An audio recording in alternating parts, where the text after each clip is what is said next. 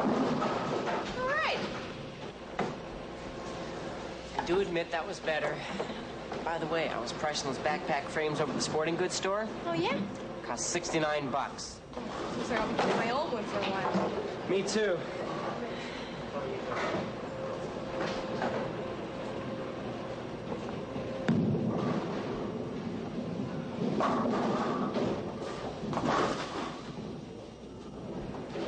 Oh, well, look at it this way. You've got all summer to practice.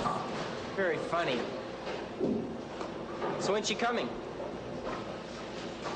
She didn't say exactly.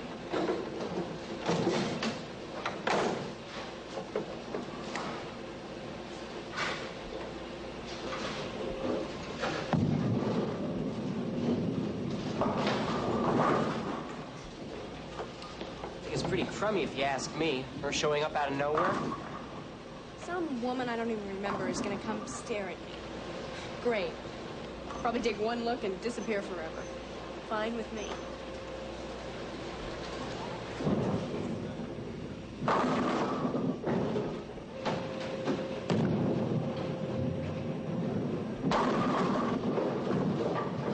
Let's see you top that. Just isn't fair. I just wish there was something I could do to help. Do you want to see something? I have a key. But if I move it just right, there. No key. Come here. I want to show you something. Oh, Brian, they're beautiful. You like them? Like them? They're fantastic. Like you?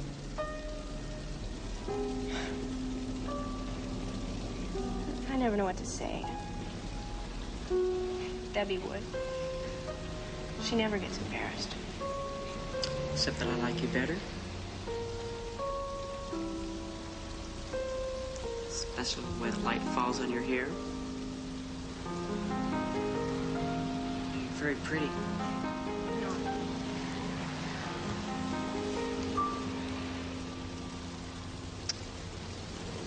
Yes, you are.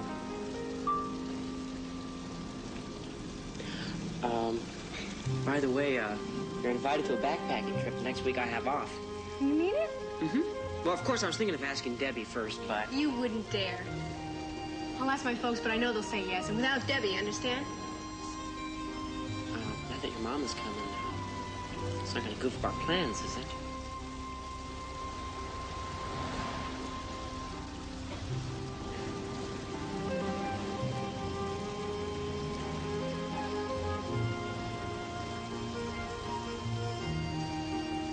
She's not going to ruin anything, Brian. In fact, I don't think she's even going to like me. I gotta go.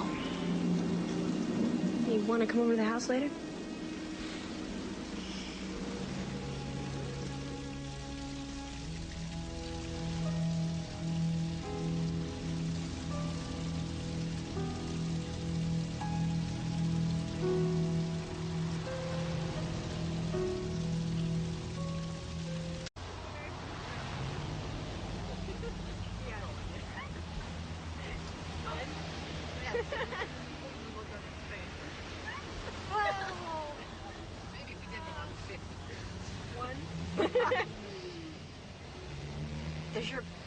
Does your foster mother run with you?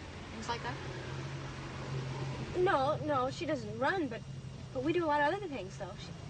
She's really neat. I think you'd probably like her.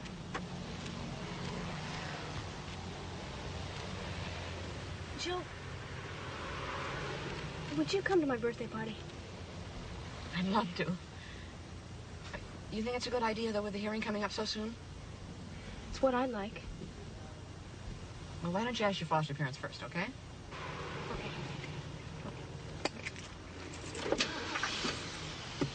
It's been really good, Jill. See ya.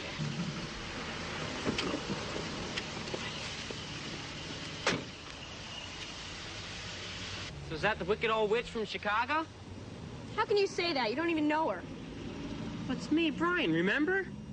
And what happened to all that stuff that she wasn't going to make any difference? Well, do you like her? I didn't say that. Gonna go back to Chicago with her? I don't know. No.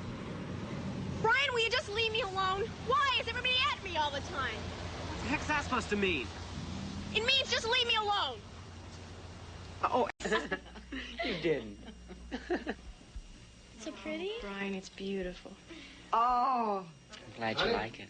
just Hey, that's beautiful, the Brian. front. Thank you, dear. Mrs. Benton? No, Dad, she doesn't want me. Thank you, Alex. I can speak for myself. No, thanks, Mr. Dennis. I'm AA. Alex, I think you missed one.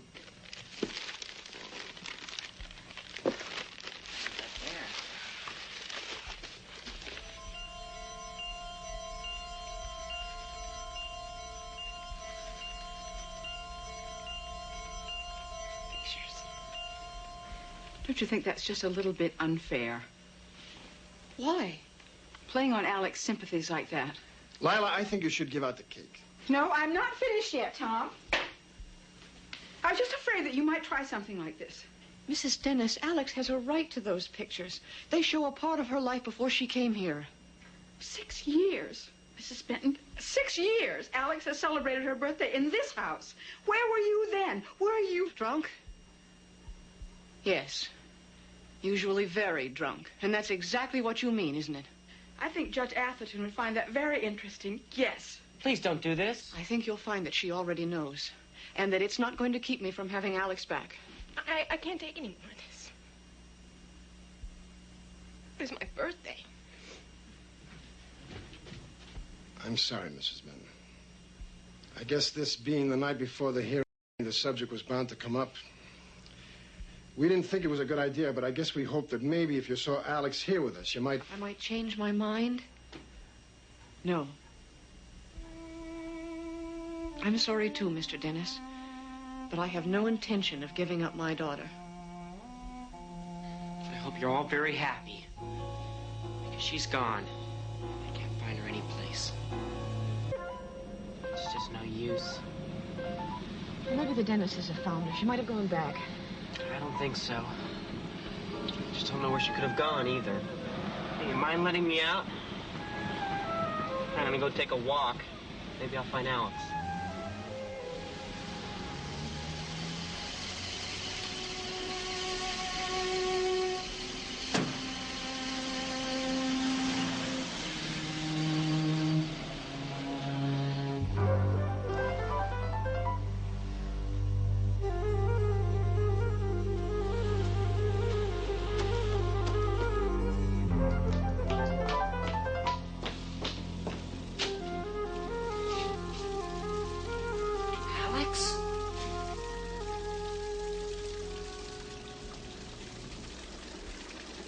Alex. Alex. Everyone's been worried about you. It's horrible, Brian. Really awful, both of them fighting like that. I know.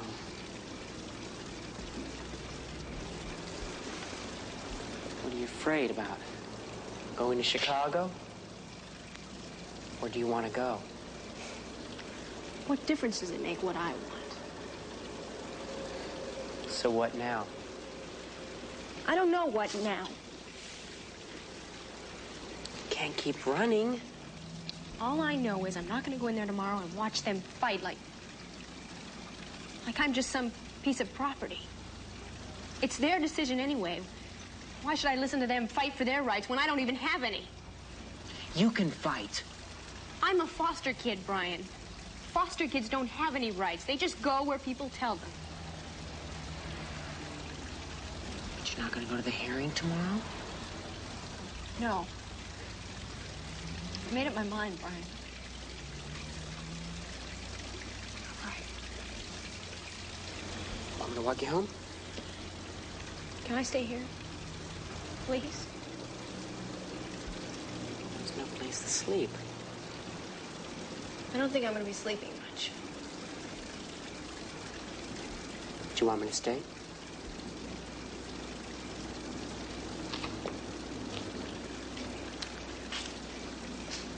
If it's any help, I'll be outside the hearing tomorrow. Just in case. I won't be there, Brian. Alex, tomorrow your foster parents and your mother we're going into that hearing because they want to influence Judge Atherton's decision. And you won't be there at all. Do you really think it would make any difference? Well, I don't know. But, you know, I think about the story you told me about your dad. How he died for something he believed in. Although a lot of people didn't agree with him. What I'm trying to say is if that hearing tomorrow was his fight, he wouldn't be running from it. He'd decide what he would want, and he would go in there and he would fight for it. That's exactly what you have to do, Alex. You have to go in there and fight for what you want.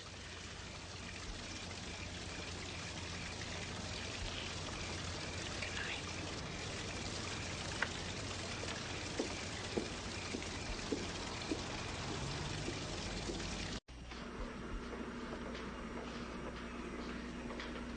Alex! Alex, I hope you don't have to go. Thank you, Brian.